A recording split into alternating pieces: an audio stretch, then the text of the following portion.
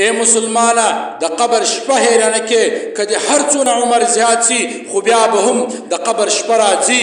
اے مسلمانا ما او تا قبر هیر کړی ده خو نبی علیه الصلاة والسلام او صحابه او غټ غټ علما چې به قبر ته رالو نو وبې ژړل د قبر اوله شپه او عاجز انسان دا داسې شپه ده چې انسان له خپله اولاده مور او پلاره د قربان او دوستانو څخه جلا کیږي. دلته بیا نه خوب سته او نه استراحت سته. ایا ما او تا د دې شپې تصور کړی ده؟ ایا ما او تا دا سوچ کړی ده چې ما او تا به هم دا قبر ته ورځو، پر ما او تا به هم دا شپه راځي؟ رسول الله صلی الله علیه وسلم فرمایي القبر اما حفرة من حفور النار او روضة من رياض الجنه.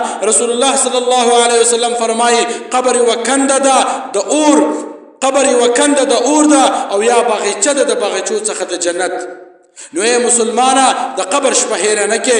قبر هغه کور ده که ته هلته په تکلیف یې، که هلته څونه په عذاب یې، ستا فریاد څوک نه اوري، دوستان او ملګري دې نه وي چې تا سره مرسته وکړي، مور او پلار دې نه وي چې پر تا باندې زړه ودردېږي. باید ما او تا د قبر له مخه عمل سم کو، نیک عمل وکړو، 5 وخت لمونځ وکړو، د ګناه څخه توبه وباسو او الله جل جلاله راضي کړو او د رسول الله صلی الله علیه وسلم په سنت عمل وکړو. نو ما او تا قبر هیر کړی ده، لیکن زما او ستاسې هر څونه عمر سي، هر څونه مې عمر زیات سي، بیا به هم ما او تا دا قبر ته ورځو، دا شپه به راباندې راځي. نو باید ما او تا خپل عمل سم کو، 5 وخت لمونځ وکړو، د ګناه څخه ځان وساتو او د ګناه څخه توبه وباسو.